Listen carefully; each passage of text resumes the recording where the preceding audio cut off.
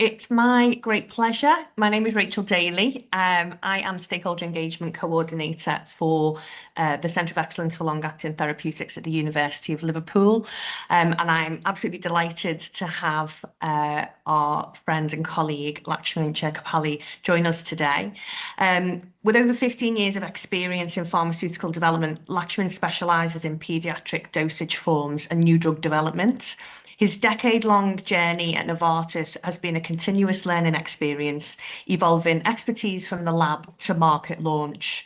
He holds a master's degree in pharmaceutics and in his role at MMV supports CMC activities for various projects at both early and late stages of drug development.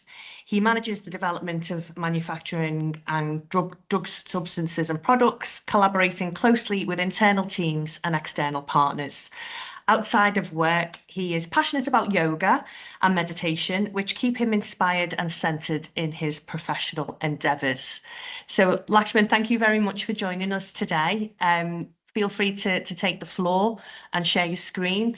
We'll have a presentation, and then next we will have the opportunity for Q&A. Thank you, Rachel. Thank you for your kind words. Let me share my screen. Just a moment. Thanks again, and a very good afternoon to all of you. Thanks for joining this session, and thanks for opportunity, Rachel. I will be sharing few thoughts on the considerations from LAI microsuspension development from MMV, and I will be covering mainly the CMC aspects because I have experience and expertise in CMC area. So before I jump on to why LAI, a long-acting injectable for malaria, we should spend a couple of minutes on malaria and understand why there is a need for LAI.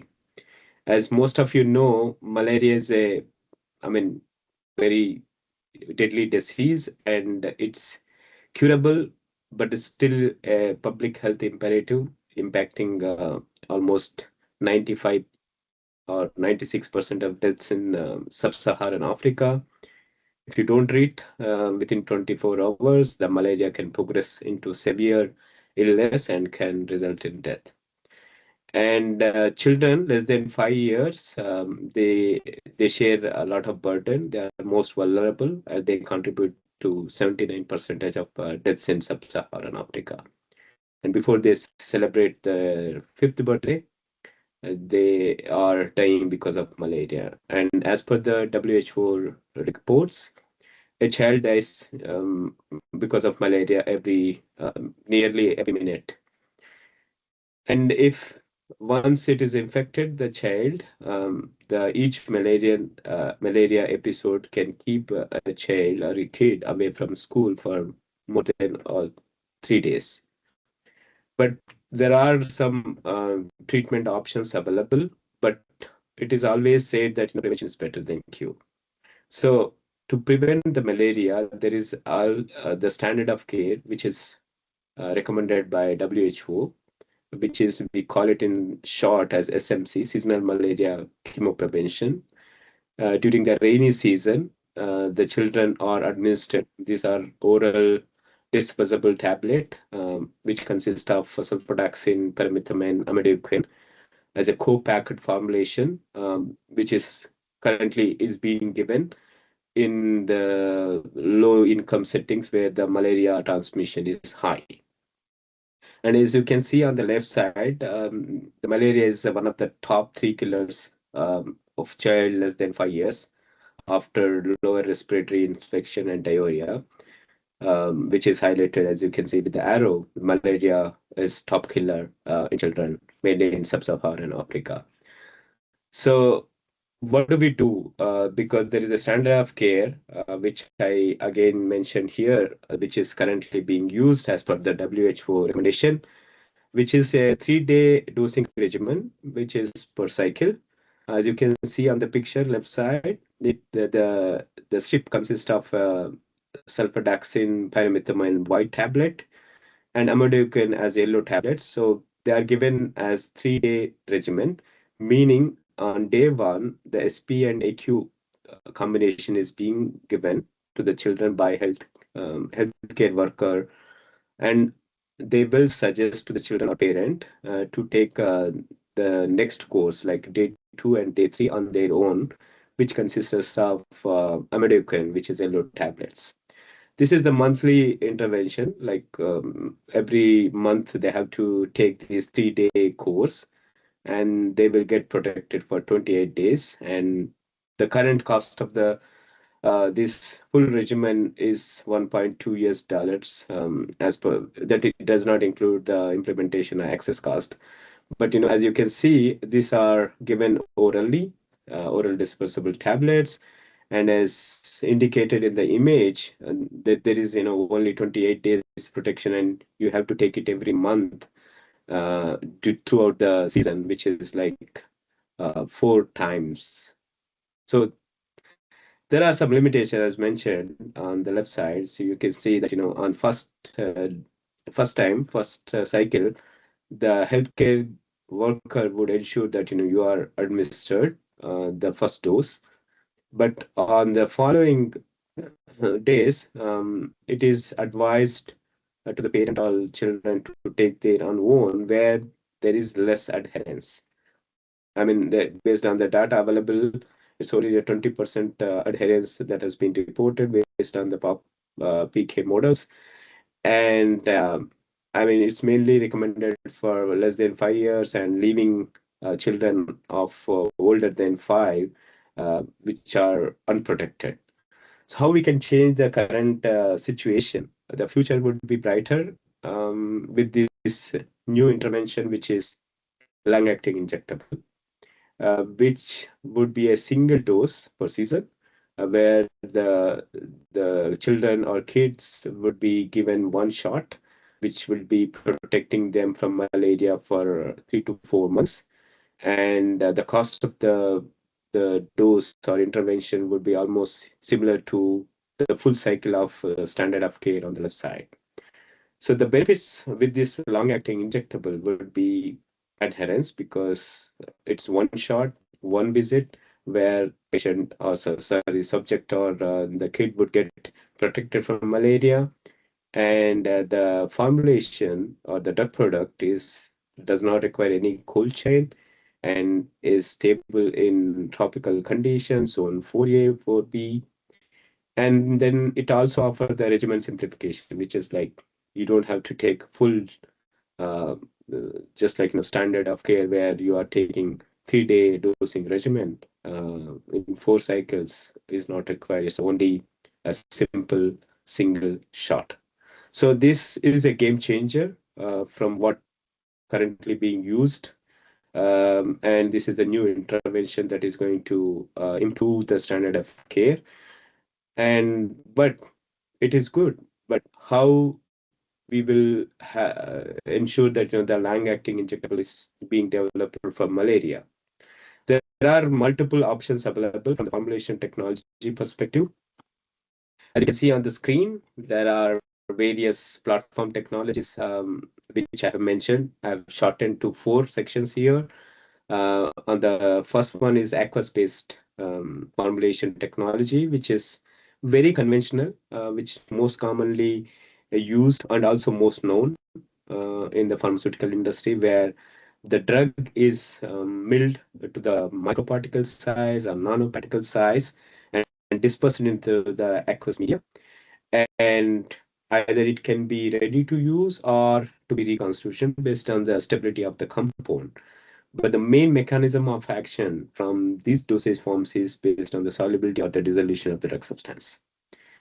The other options also, which are most commonly reported, and also most of the dosage forms that are available in LAI space, is also a polymer-based dosage forms that consists of microspheres or microcapsules, where the polymer PLGA or PLA is used to control the release of the drug. So, and the main mechanism of action is the erosion of the polymer, and then the drug diffuses from the polymer. So there are also implants which are inserted into the injection site, and also there is an in situ forming gels or implants which are also based on the polymer technology. The other dosage forms also available are very simple or also very complex, like oil-based or lipid-based systems. They can be as simple as solutions or suspension where drug is dispersed into the lipid media, or a complex dosage forms like liposomes or liquid crystals, where the mechanism of action is the diffusion of the drug from these dosage forms, followed by the digestion of the lipid systems where the drug will be released. There are other dosage forms like microneedle system, implantable system like osmotic pumps and nanochannels, which are very sophisticated and also costly. But considering the malaria, considering that this is should be not a cold chain and should be stable in the zone 48B conditions, what we have considered is aqueous-based microsuspension, because very conventional, cost-effective, easy to make, and you don't need a lot of dimension here. You can normally make these kind of dosage form with the standard sterile manufacturing sites. And among these aqueous-based dosage forms, we have considered microsuspension based on the data that we have generated, and they are also more easy to make compared to nano suspensions. And that's the reason why we have considered that this is more fit to purpose for MMV and also for malaria treatment or prevention. But in general, if you have to look at the ideal drug candidate, which is most suitable for microsuspension formulation technology, I have put them into 4 sections here. Sorry, the physicochemical, solid state, PK, and pharmacological. In the physicochemical space, the drug substance should have low solubility, high lipophilicity, and high melting point, so that you can do the sterilization by autoclave. And it should be chemically stable, meaning it should withstand the temperature, it should be compatible with the other excipients and also in the aqueous media. And on the other side, the solid state characteristic, the drug substance should be a crystalline form and has low or no polymorphism, so that, because it's an aqueous system, so we don't want to have this change in the polymorph, and then you will have a different therapeutic effect. And it should be physically stable with appropriate particle size distribution. On the lower side, the PK and pharmacological properties, the PK is most important because the drug substance should have the long half-life and slow clearance, so that it maintains in the blood. And the high potency, so that you can have a low dose instead of compromise yourself on the high dose, which would increase the overall concentration of the drug product. So for us at MMV, when we wanted to develop a LDI for malaria, the molecules that we have considered initially for development were mostly fitting into this ideal drug profile. And that's the reason why we have considered them for the microsuspension development. So those molecules are represented here. As you can see, there are 2 molecules currently under development. One is atocone acetate, which is a prodrug of atocone, which most commonly used in the mealworm. And also, this is a crystalline microsuspension. We are targeting at 200 mg per ml. Since it is a prodrug, there is a conversion factor, so that's the reason why it is 223 mg per ml, but it is equivalent to 200 mg per ml of atocone. And this drug, MMB371, has very low solubility or practically insoluble, has 4 microgram per ml solubility. On the other hand, the other molecule, which is a new molecule, we also call it as the other name with ELQ300. It has also a low solubility. It's always like practically insoluble with 1 microgram per ml solubility. And we targeted the concentration at 200 mg per ml. So these 2 molecules in the end, as a final market image, would be combined into a FDC, fixed dose combination, where we will put the fixed ratio of these two drugs into a single vial. Sorry, but it has the similar composition as the individual LAI for MMB371 and MMB055 respectively. And when you put both of them together, what we are actually doing is avoiding the risk of resistance with the monotherapy, and also no cross resistance with each compound.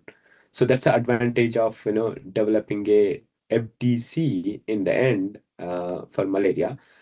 And when we look into the literature, there are no FDC has been so far developed for LAI.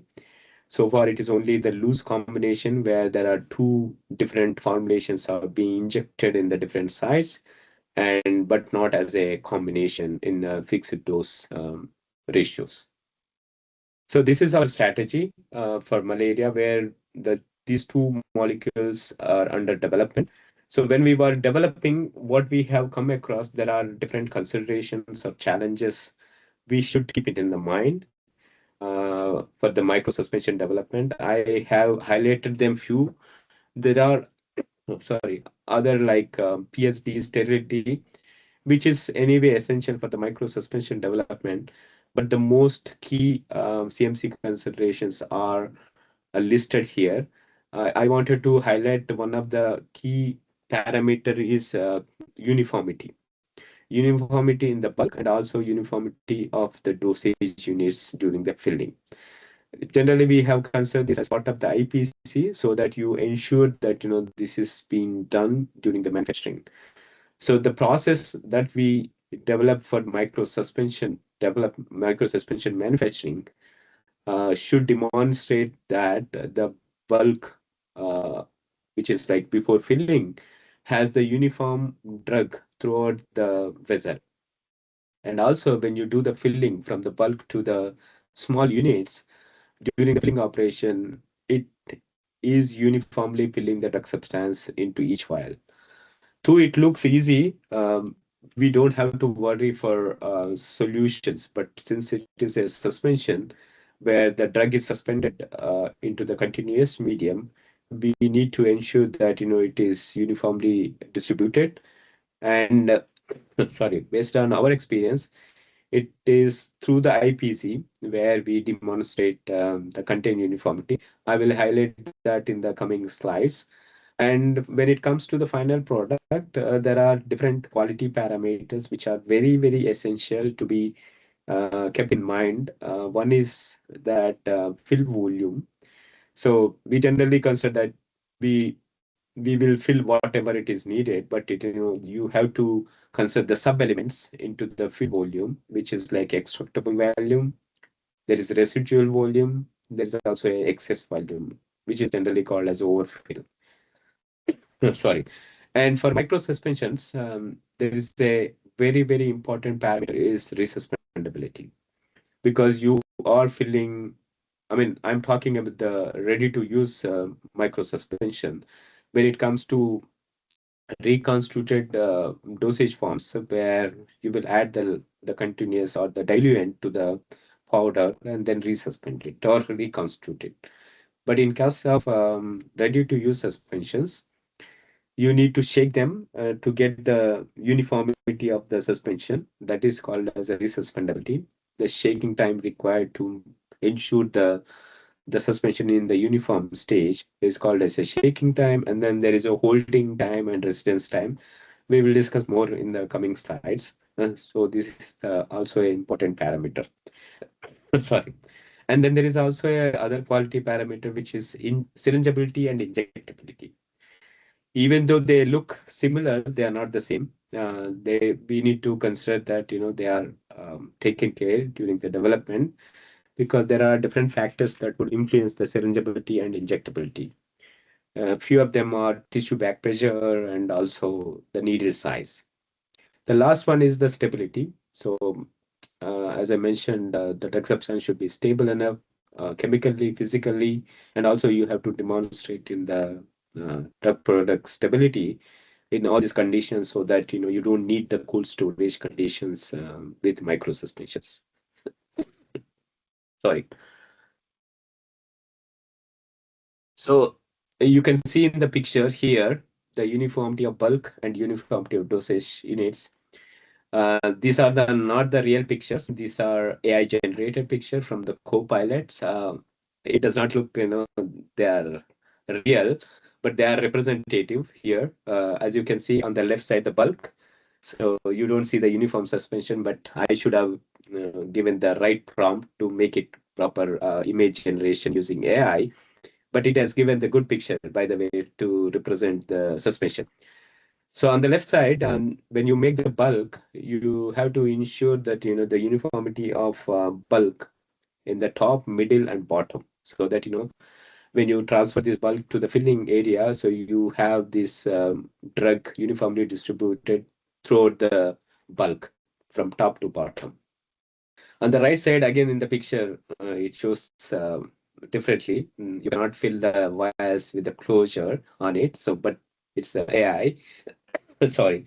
So from the start to end, also in the middle, we take the samples and do the analysis of the drug content to ensure that the drug or the suspension is uniformly filled throughout the process from start to end.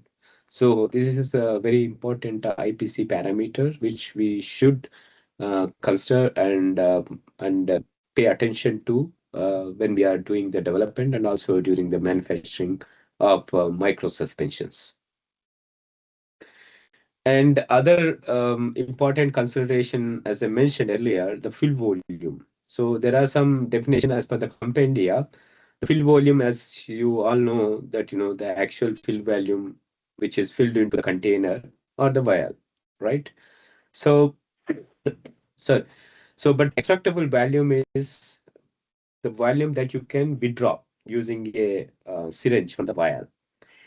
And when it comes to residual volume, the volume which is almost like a lost volume or the dead volume, which you can't withdraw, which is still remaining inside the vial. That means something which is adhering to the walls of the container or to the rubber stopper. So you can't really take that volume out. So it is a dead volume or a lost volume. The labeled value, which is generally written on the drug product, if you see the marketed product, so they will mention the 20 ml or 1.5 ml or 1.6 ml or 2 ml. So that's a declared volume on the product, meaning this is the minimum volume that can be available for injection. And then there is also a term called excess volume. So this is the additional volume, which we can simply call it in the layman language as an overfill that is filled into the vial beyond the label volume. So there is a relationship between these all terms. You can see here, fill volume is equivalent to a label volume plus excess value. So that makes it like, suppose I have given the example below also for your easy understanding. Sorry, the label value, if it is 1 ml on the label of the product, that means the fill volume can be more than the label volume, where you will consider the residual volume as well as the safety margin. The safety margin is nothing but the variability that is coming during the filling or the dead space when you are injecting or when you are taking into the device or syringe or the vials or the container geometry, all those factors. So if you have a residual volume that is calculated by experimentation as 0.2 ml, so the excess volume would be a little higher because you have to consider the safety margin. So the total volume would be 1.3 ml, where you wanted to consider a fill volume or label volume as 1 ml. So the 0.3 ml is actually a overfill. So all these are very important during the development, where you need to do all these estimations for the acceptable volume, residual volume, and make a right fill volume so that you get the right acceptable value. But only thing is that with the macro suspensions, since you are putting the drug substance in like 10% to 20% or 30%, that becomes a more viscous or kind of a non-easy free flowing liquid. So there is always a higher residual volume which is sticking to the walls of the container or rubber stopper. So the more the drug load, the more the residual volume would be. So in that case, what happens is that the overfill will be increased. That means you are filling more than what is actually required, and that also triggers the cost of the goods, because you are for 1 ml, we are actually filling 1.3 ml, so that is a 30% extra which is going, and that adds up to the cost of the goods to the formulation. So we have to really make a consideration of this fill volume during the development and during the process development as well, and to see that what is the right volume and which is also meeting the regulatory requirements as per the compendia. Then there is other factor which I mentioned, the resuspendability. So you made the ready-to-use suspension, and which is on the shelf, and then you give it to the subject or patient's caregiver. So then you can't really take the suspension out of the vial which is on shelf, because you allowed it to settle down because it's on the shelf. So the particles usually tend to settle and deposit at the bottom. So, but the right formulation, the appropriate formulation would ensure that with the minimum shaking, it is resuspendable. So the shaking time that is usually required, which is very ideal, is less than or equal to 10 seconds, but in some cases it would be 15 seconds or 20 seconds, depending on the nature of the suspension or the drug load. So here, estimating the right shaking time is very, very important. And also that would go into the instructions for use in the product label, so that the right amount of shaking time would be taken into consideration by clinician or the caregiver, so that there is no deposit at the bottom of the vial. So usually the instructions would be like shake for 10 seconds or 15 seconds to ensure that there is no layer of the particles at the bottom of the vial. So this is a very important consideration, and you can do the tweaking of the formulation to ensure that the shaking time is lesser than the usual if it is 30 seconds or more than 30 seconds. So our experience says that ideally it is based on the products that are available, 10 to 15 seconds, but if it is beyond, it will be more pressure or more burden on the nurse or the caregiver to shake it for more time, for every time whenever the dose is administered. There are other couple of factors or elements, holding time and residence time, which is generally ignored or given least attention, but we should take into consideration when we are considering the instruction for use also during the development.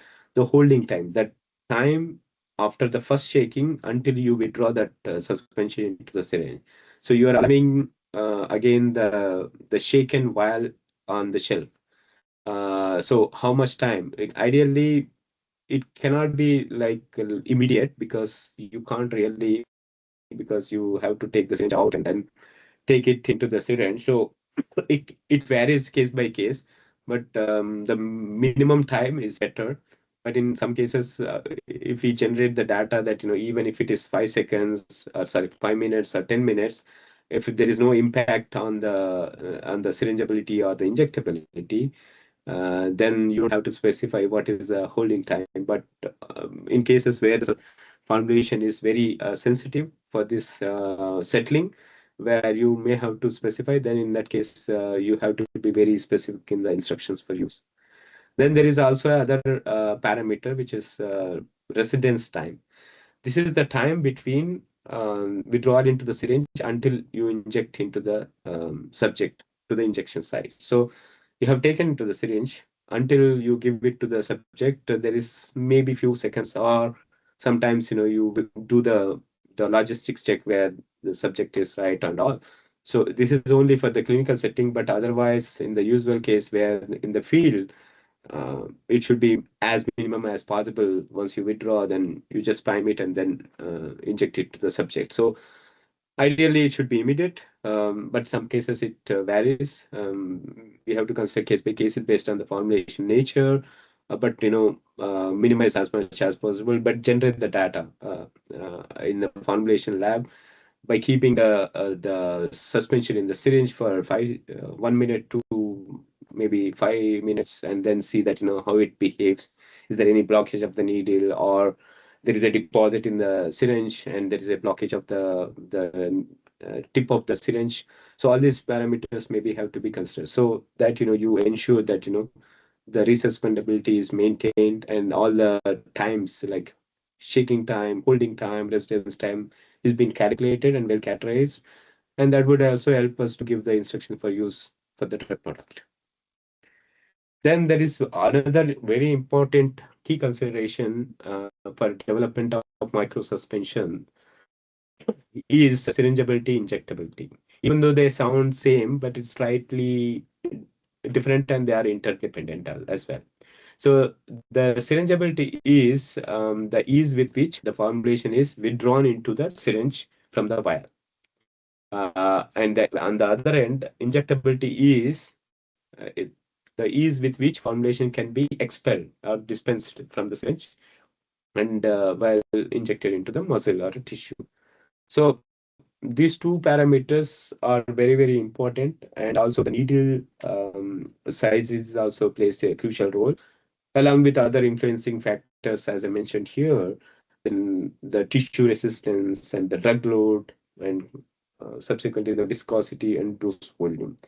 There is one interesting article which has been published that tells about when you have a different ratio of, or sorry, different drug loads like 20%, 10%, 5%, and you use the 27 gauge needle for all this formulation where the drug load is varied.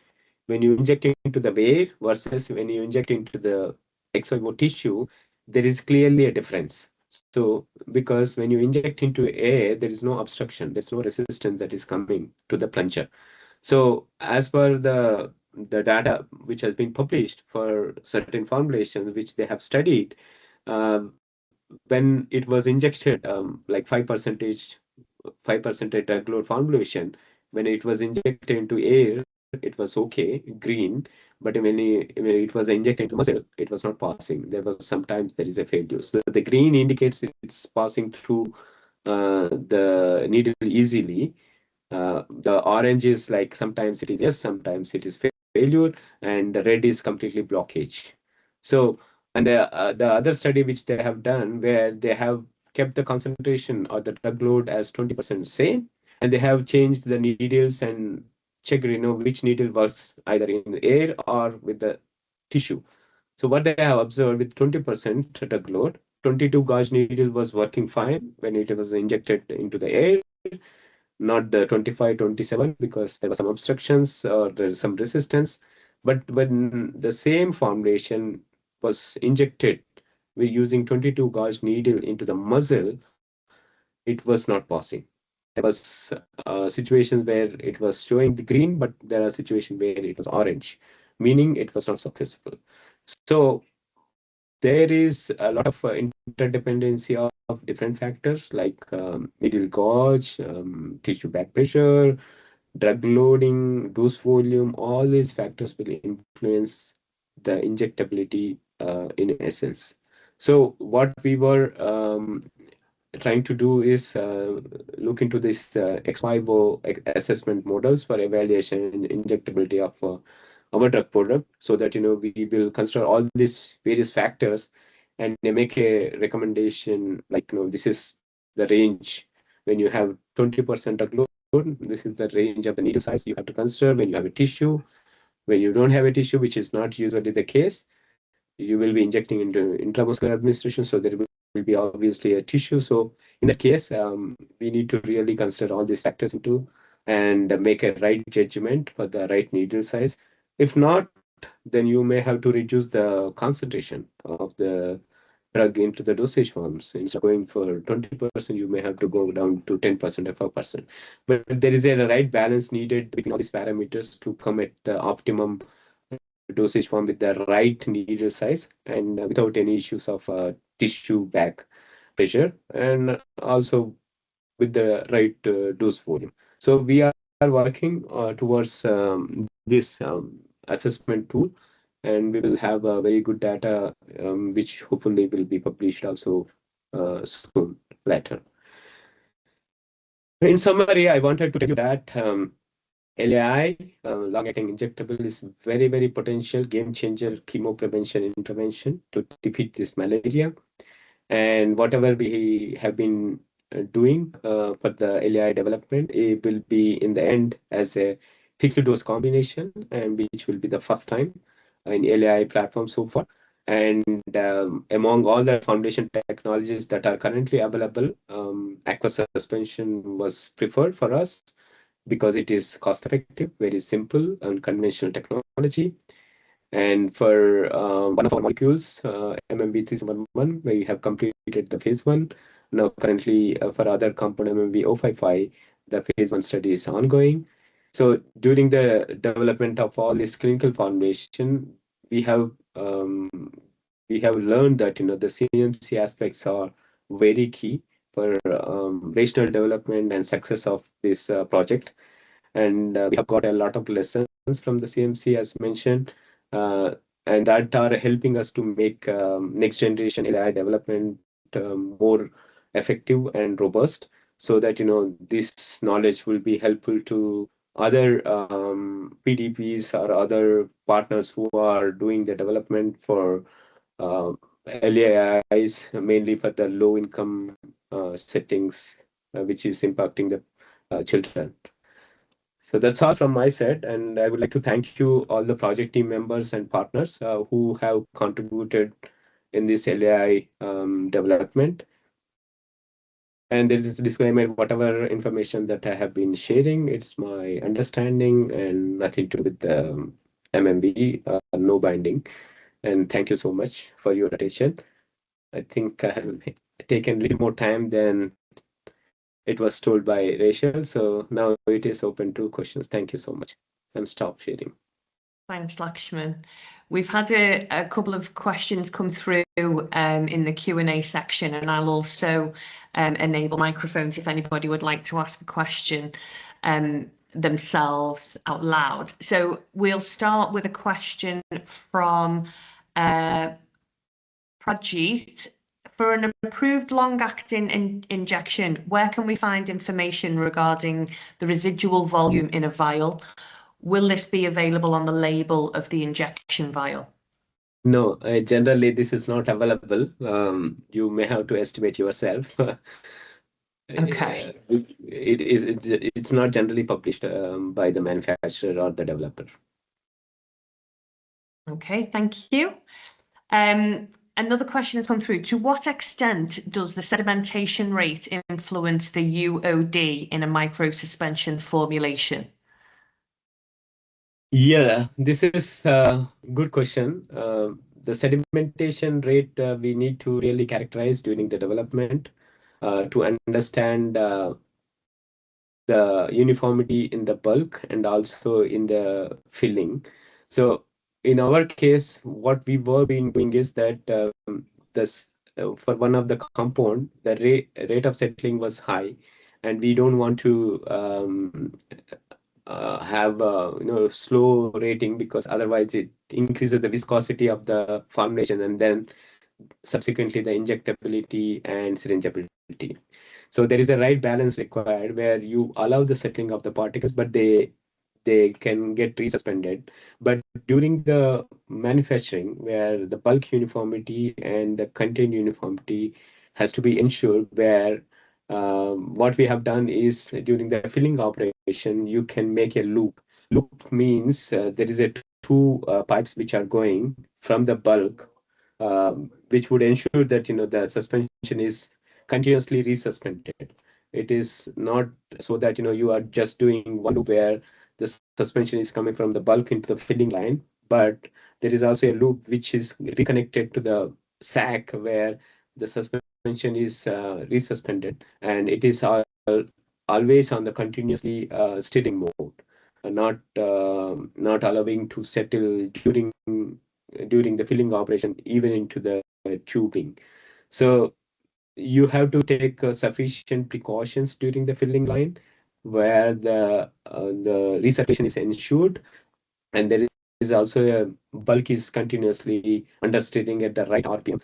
So there are, I mean, during the early phase development, you don't put a lot of process parameters into consideration for ensuring the uniformity, whatever extent that is possible in the early phase development, where you ensure that the bulk is stirring continuously, and during the filling also there is a recirculation happening. And what we have done, we did some demo batches to prove that concept, and we have checked the IPC, and it was coming well. And subsequently we scaled up the batch size, and it was working fine. So it depends on the project to project. There's no right settling rate which help us to see that that is applicable for all the projects. So it is your own experience, own product specific specification that you need to adapt, so that you maintain the uniformity throughout the phase. Hope that Thank you, answers the question. Yeah. Thank you, Laxman. And another question: what is the appropriate subcutaneous intramuscular injection volume and needle gauge for children? And there's a couple of different age ranges that have been provided here. So under 2-year-olds, 2 to 6-year-olds, and 6 to 12-year-olds. Very specific. Yeah, I don't recollect exactly because for age specific there is also a table recommended by certain authorities to the clinicians or the physicians um, for each injection, like subcutaneous, there is a specific injection volume that needs to be given for certain pediatric age group. I can share post the meeting so that you can circulate that to the team member. But to currently in my head, I don't recollect, because there are different specifications for each age range for each route of administration. I think there are a lot of publications also available citing that, what is the right value that needs to be considered. But, for IM administration, for deltoid injection site, consider that, that's for adults, it's maximum 2 ml value. And for gluteal, can be 2.5 or 3 ml. So even for 4 ml, you can consider for adults. So it depends, right, on the injection site as well, where you are going to inject the specific dosage form. But subcutaneous, it is lesser, even 0.5 ml for adults. That's a maximum value. For pediatrics, it can vary further. So I can dig out the table and share it with the person who had asked the question. Fantastic. Yeah, we'll be able to pass that on to the person who's asked the question. That looks like all of the questions in the Q&A. If anybody else would like to ask a question, if you can raise your hands. We've still got a few minutes. We can take a few more questions for Laxman, if anybody else would like to chip in. Thanks, Rachel. So Laxman, nice to hear from you after a long time. It was a very nice presentation. Thank you so much. It would be great, Laxman, the way forward for the systems, if there are any scope which you are planning to do in 2-3 lines. Can you specify your question, like way forward for? For the whole project, how you are planning to make this forward? So what we were thinking at the moment, there is a individual formulation which are microsuspension. Now we are combining them into a fixed dose combination. The ratio of 2 drugs is not yet finalized. We have to see that what is the PK match between these 2 compounds, and make them in the right ratio. So since this is 2 different drugs, they behave differently. So when you put them into a single fixed dose combination, one of the drug substance may settle faster than the other one. So we may have to tweak a composition a little bit so that it gives the uniform suspension for both the drugs in the fixed dose combination. And also the injectability and resuspendability as also we need to take into account. So at the moment, what we are doing, the FDC development is currently happening, where we were considering all these parameters and also the process optimization to ensure that both drugs are very uniform in the formulation.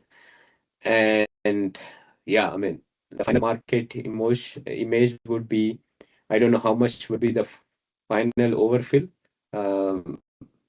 And it also depends on single-use vials versus the multi-use vials. So if you have multi-use vials, you can have overfill, which is accounting for all the losses that is coming from every dose. So there are thoughts on that, and since it is early phase, so we have a long way to go, and we will consider all these parameters, and the final market image would be the microsuspension in a fixed dose combination and meeting all the parameters which I mentioned in the today's presentation. So tough, Lakshman. Wishing you I the know. best. Thank you so much for the insights. Thanks, Rachel. Thank you, Vishnu, Thank for your you. question. We still have time for more questions if there's anybody else.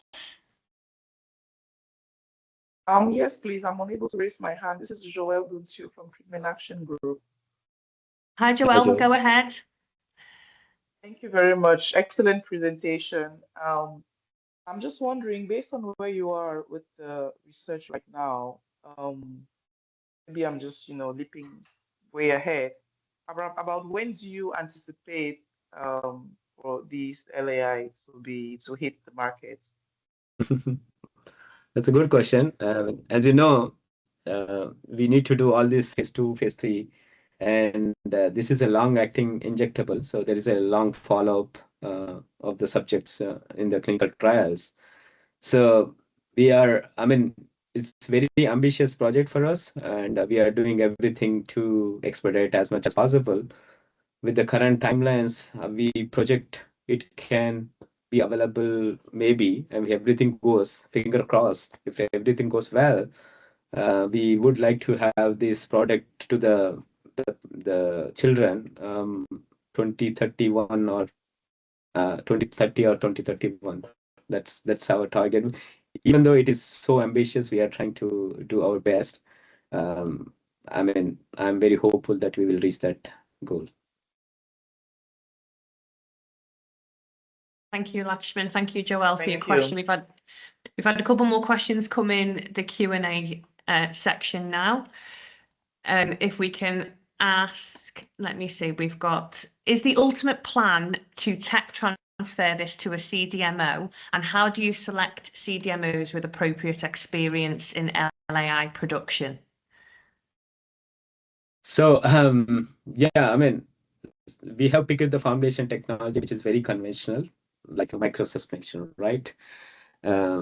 Any sterile manufacturing facility that has, the filling line can make this microsuspension. Only thing is that they have to additionally ensure the IPCs during the bulk and also during the filling, where they have to ensure the recirculation. So when we have working for these projects, we were evaluating multiple CDMOs, and the CDMOs which have this capability, like in making suspensions which are very sterile using the autoclave, were considered, and it was okay. I mean, it was easy to make a batch, but it is more difficult to ensure that the content uniformity is ensured in the batch.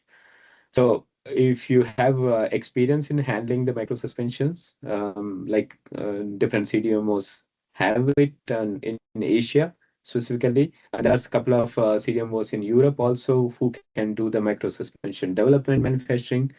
I mean, we have transferred the manufacturing from one CDMO to other, but it was not so difficult, where you have to ensure that the right parameters are checked out, so that you don't have to worry about it. But the only thing is that we are at the moment doing the small scale manufacturing. It is not very large scale, right? We have only 5 liters per site. So at the moment, we are not facing any difficulties considering the scale. But later when we go for the large scale for the phase 2 and further, maybe we have to see it, how do we identify the gaps from one scale to other, and what are the different parameters we have to consider. So it's a consideration in the mind, but at the moment the CDMO selection was not as difficult for us, considering the batch size and also the requirements for the clinical studies. But later in future, we would have to take it into all the consideration for selection of the CDMO and also for the scale up. So some things to look into in future. Thank you.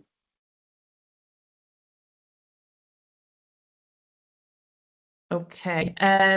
Do you have any concerns regarding acceptability for children?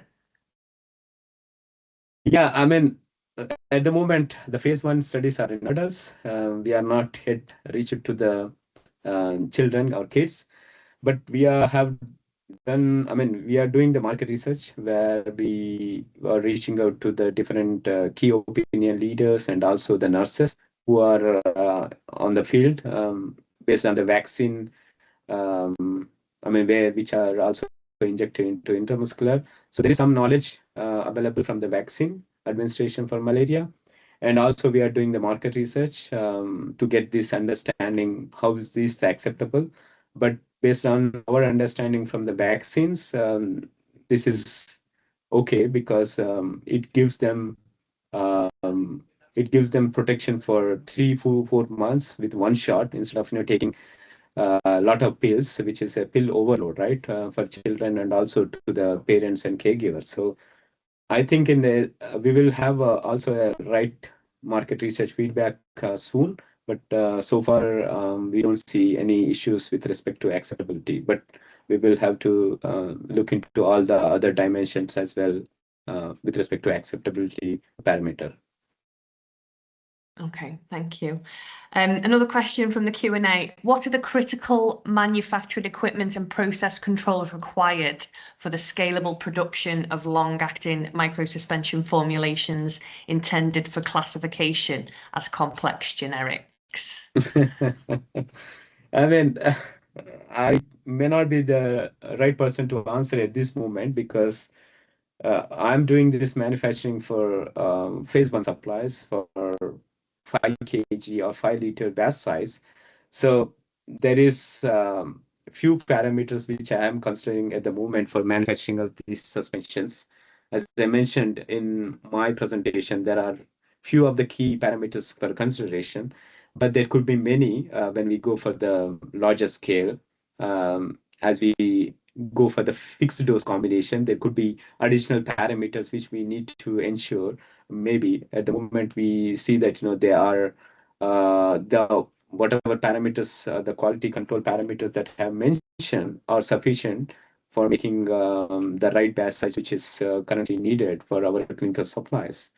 So in future, there would be more when we do the scale up, but it all depends on if you are changing the formulation compositions or and the process changes a lot, because when you make a FDC, you have to make there are 2 ways to make the FDC, right? You make individually one individual formulation and mix them and then make a right ratio what is needed, or you make a continuous medium, one single continuous medium, add one drug after the other. I mean, in our case, both drug substances are very low water soluble. That means they are not miscible easily. So we need to put a lot of process energy into that, so that they get miscible with the continuous phase. So I can't really comment at this moment that what are all the rest of the control parameters that need to be considered during the scale up and also for the complex generics. It's an area which I would further explore in future to see that how it gets materialized for TC. So I can answer maybe in future. For Watch now, this but space. watch this space. I think that's the right term. Thank you. And I think we've probably got chat time for maybe 2 final questions which we have here in the Q&A.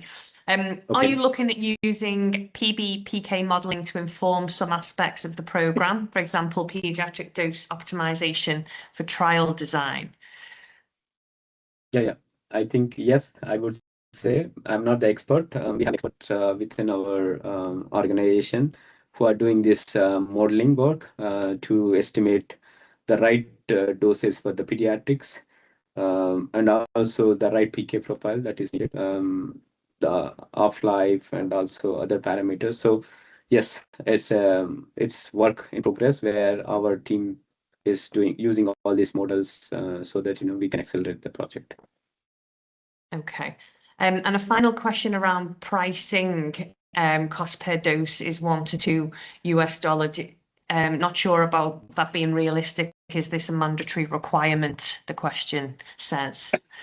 Yeah, I mean, because this product is for malaria, and when you have a standard of care which is like $1 to $2 per full cycle, because that's the oral administration, and we wanted to have, I mean, even though we say that this is a game changer, the new intervention which would protect or improve the adherence to the prevention therapy. But ultimately, for malaria, you have to consider the cost of the goods because it's mainly focused for the low and middle income settings. So cost plays an important role other than the acceptability and other patient centricity parameters. So that's the reason why we have considered I mean, we are not stopping the other foundation technologies into consideration, but we felt for these molecules, this foundation technology is right because most of the parameters which these two molecules have are close to ideal drug candidate profile for microsuspension. So that's the reason why we have considered. So microsuspension is a cost-effective foundation technology, which is that's the reason why we have mentioned that $1 to $2. I mean, that does not include the implementation and access cost at the moment, but this is our projection considering the technology that we have chosen and also the excipients. We are not using any novel excipients. It's just like surfactants and normal polymers into buffer system to make a microsuspension, which is using the conventional sterile manufacturing setup. So that brings the cost of goods as low as possible. But nevertheless, when we bring the product into the field, that what is the implementation cost that further added to, and there is also, as I mentioned, overfill. That I don't know when you go for the multi-dose vial, how much overfill we need to ensure so that every time when the nurse or the caregiver takes the dose, you will still get the doses that are listed on the label. So there are a lot of other factors that comes into play, but in the end, we wanted to keep the cost of the goods as minimum as possible. Brilliant. Thank you so much for that, Laxman. And that brings us nicely to the end of the webinar. Any questions that haven't been answered today, am I okay to fire them over to you by email and you can get in touch? And brilliant. Thank you so much. And thank you to everybody who's joined us today for the engagement in the Q&A. We've had some really interesting questions asked. Just to let you know, we have another webinar planned for January of 2026 and one in March. We will send all of the invitations out for those in due course. They'll be sent in the next week or two. Any questions?